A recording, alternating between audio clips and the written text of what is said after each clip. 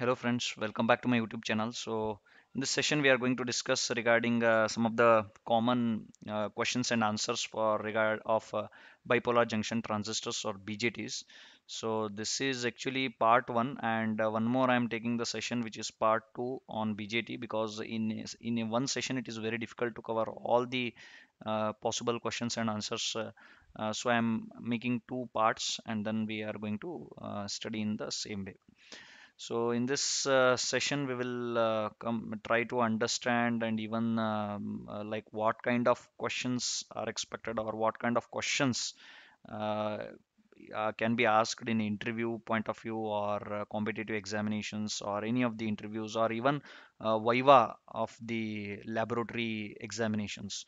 So even that can help to this. And one my request is to watch the entire video and don't skip this, because any one question is also every question is equally important, and it will definitely benefit you, okay, in any of the examination, or your knowledge point of view. So please watch the entire thing, and then you will definitely understand and each and every thing of bipolar junction transistors or BJTs. So let us quickly start the session, and uh, definitely. And in this session, I am not covering the working and all, because you will definitely knowing like how BJT and all were, but still theoretical point of view, you will be definitely understanding. I will try to make my effort to make you understand the basics as well as the theoretical part of BJT. But still working and all, you will I assume that you already know this all the part of working and everything, circuit diagram and all, because these understanding theoretical some of the important concepts are very important, equally important than working even if you understand, but some in what way the question can be, or in what way that can be asked, that is also equally important. And some twisting questions like this, tricky questions are also expected from this topic. So that is why I am covering the Q&A type of session. Okay, so well, let us quickly start the session, and please, my one more once again, my request is to watch the entire video, so that you will be able to understand, yeah, and you will not be skipping any of the part of this session. Okay, so why an ordinary? So let us quickly understand those who are like beginners. So definitely that will be, if it is new for them, then I will try to make understand. So what is this bipolar junction transistors or BJTs? So bipolar junction transistors is nothing but, bipolar means two two charge carriers are expected in this type of component. So electronic component, that is electrons and holes. So BJT is nothing but bipolar junction transistor. Junction because there is a junction in between the two parts of the transistors, even if we analyze. So this is nothing but the junction, bipolar junction transistors. So now quickly we'll try to gain more idea about this. So why an ordinary junction transistor is called bipolar? So as I already told you, because the transition transistor operation is carried out by two types of charge carriers, as I already told you, majority as well as minority carriers. So majority and minority can be holes or electrons or anything, and ordinary transistor is called bipolar junction transistors. So this is so basically why it is bipolar is majority as well as minority charge carriers are there, that's why it is called as bipolar transistors. So the next question is, why transistor is called a current control device? So one question is, now transistor is current controlled or voltage controlled? So definitely transistor is a current control device. So why it is that, that we'll try to understand here. The output voltage, current or power is controlled by the input current in a transistor. So everything, the output voltage or current or power is controlled only and only by input current in a transistor. Input current in a transistors. So it is called as current control device, because we are controlling everything through the input current. So output voltage, current or power is controlled by input current, so that is it by current control device. So the next thing is, what is the significance of the arrowhead in the transistor symbol? As you already know, the transistor symbol NPN and PNP. So arrowhead is always marked on the emitter. Why? So the direction indicated the conventional direction flow of current flow. A direct conventional direction of current flow from emitter to base. That's why from emitter it is arrow is always shown in case of PNP transistor, and from base to emitter in case of NPN transistor. So because generally no arrowhead is marked for collector, since it is a reverse leakage current is always opposite to the direction of the emitter current. So conventional, always one thing you have to remember is conventional current flow is always opposite to the actual current flow. So that is why we will the arrow will be in opposite side. So that is nothing but in NPN it is from emitter to sorry, base to emitter, and in case of PNP it is from emitter to base. That is the one thing which you have to remember. So what is the need of, just a minute. What is the need for biasing in a transistor? Why biasing? What is biasing actually? Applying some voltage is called as biasing. So why biasing is required in transistor? So for normal operation, the base emitter junction should be forward biased and collector base junction should be reverse biased. This one you have to remember. Okay. So in case of transistor circuitry, the emitter base junction should be forward biased and collector base junction should be reverse biased. Then only we can operate the transistor. So the amount of bias required is significant for the establishment of the operating or Q point, which is dictated by the mode of operation desired. So this is in order to control this Q point, we are going to understand now in detail. So in case of a transistor, it is not biased properly. It would, in case the transistor is not biased properly, it would work inefficiently. As I already told you, in order to make the transistor operational, the transistor biasing is very important, which I told you, like emitter base junction should be forward biased and collector base junction should be reverse biased, as it is mentioned here. So produce distortion in the output signal. So if it is not properly biased, we can expect some sort of distortion, and with the change in transistor parameters or temperature rise, the operating point may shift and the amplifier output would be unstable. So if operating point, that is Q point, is like the stable point, we can say, where the output which is expected is exactly stable and nothing is unstable here. So if there is change in transistor parameters, then definitely the transistor Q point will definitely, quiescent point also we will call it as Q point. So that will be shifting and it will be definitely unstable. So what are the emitter injection efficiently?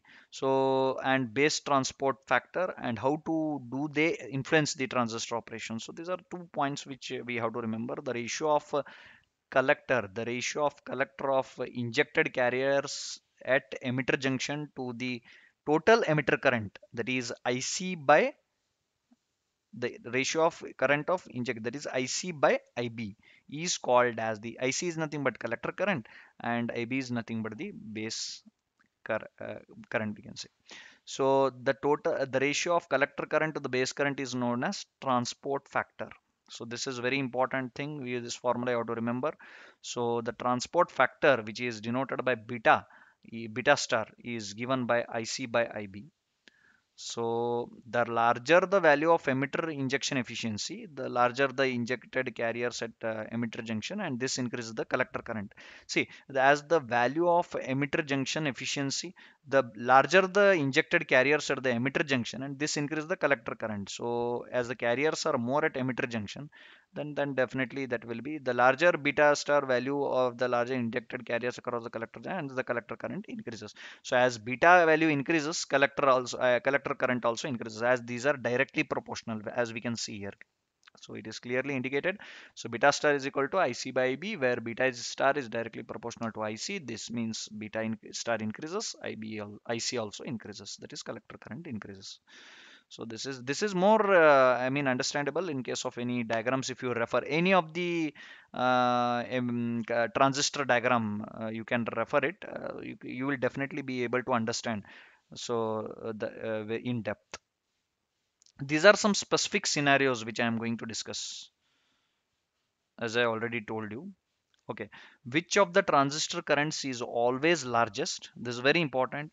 and which is always the smallest, which two currents are relatively closer in magnitude.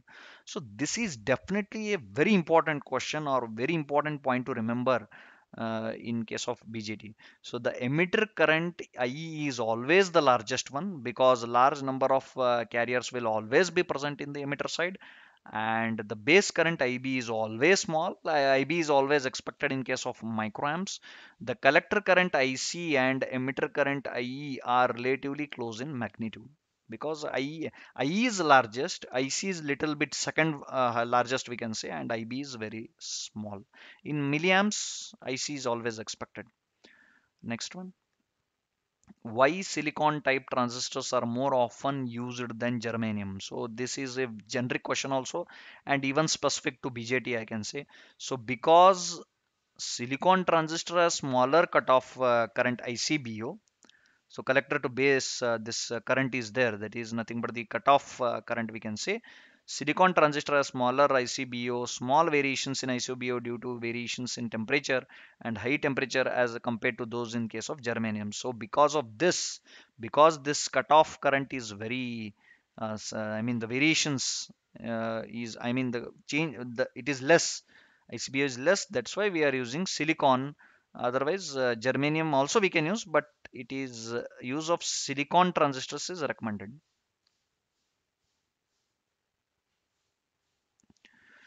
So why collector is made larger than emitter and base? So this is again a very important question. This is most of the times in any of the competitive examinations is expected. So why collector is made larger than emitter and base? So collector is made physically larger than emitter and base because collector is dissipate much power. So because collector is going to be dissipating much power, that's why collector is made larger when compared to emitter and base. So this is all about this collector is made larger, why emitter and base are smaller when compared to collector. So next is why the width of the base region of a transistor is kept very small compared to other regions. Now the previous question was related to pertaining to like why collector is very large when compared to emitter and base. Now why base is small when compared to collector and emitter is the question. So the base region of the transistor is kept very small and very lightly doped. Very small means very lightly doped so as to pass most of the injected charge carriers to the collector. So this is why the base is kept very smaller uh, because of this reason. Why emitter is always forward biased is the next question. So why emitter is always forward biased? Emitter is always forward biased with respect to base. Emitter base junction is forward biased as I already told you for proper operation of transistor. So as to supply majority charge carriers to the base. So base should get maximum charge carriers. That's why emitter base junction is forward biased. Base should get maximum number of majority charge carriers to the base. So why collector is always reverse biased? Collector base junction is reverse biased. Collector is always reverse biased because base has to remove the charge carriers from the base collector junction. So collector is always reverse biased because base with respect to base has to remove the charge carriers from the base collector junction. So because it wants to remove the charge carriers. So that is why collector base junction is reverse biased we can say. So can a transistor be obtained by connecting two two semiconductor diodes back to back? No, because in case of two discrete back to back connected diodes, there are actually this is two.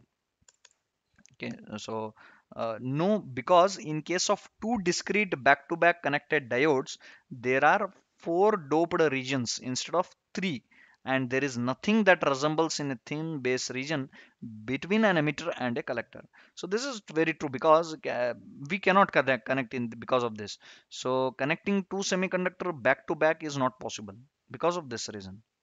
Because of this, there are four doped regions instead of three, and there is nothing that resembles a thin base region. So this is why it is expected. So now why how alpha and beta are related? There is nothing but the gain we can say, and beta star we already defined previously in this session, that is a transport factor. Now alpha and beta are nothing but the gains. How they are related, we will see now. So alpha is equals to beta divided by 1 plus beta b, 1 plus beta. Very important. Alpha is equal to beta divided by 1 plus beta. Beta is nothing but alpha divided by 1 minus alpha. So with if you remember one thing, then definitely the other thing you can derive it. But it is good to remember in case of any examinations. It will be time saving constraint. So alpha is equal to beta divided by 1 plus beta, and or beta is equal to alpha divided by 1 minus alpha. So this is how it goes.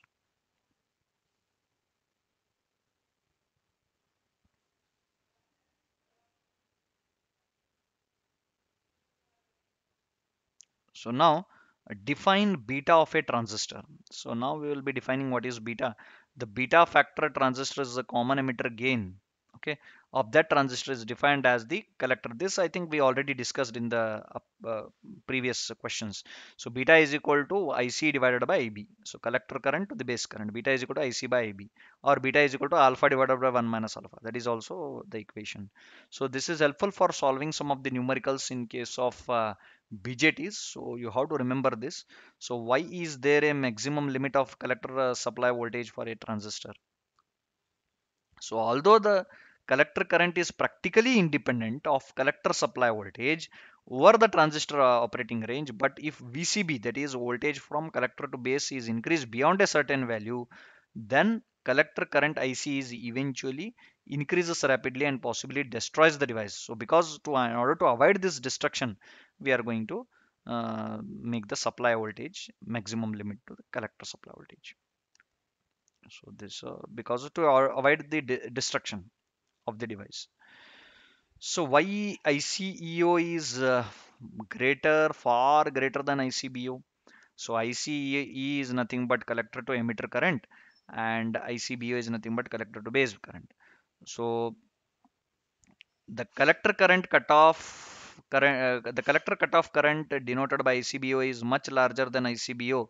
ICO is given as ICEO is equal to ICBO divided by 1 minus alpha, because alpha is nearly equal to unity. So because of this, we can say this equation, as per this equation, you can definitely say that ICEO is far greater than ICBO, because here the denominator you are going to divide by ICBO, then definitely this RHS value will be lesser than this LHS, so that ICEO is far greater than ICBO. That is the major thing. So this is all about I'm covering in this part 1 session. So please do subscribe to my YouTube channel in order to get the latest updates, and press the bell icon. So in order to get the further updates, and I'm covering the part 2 of this bipolar junction transistor in the next session.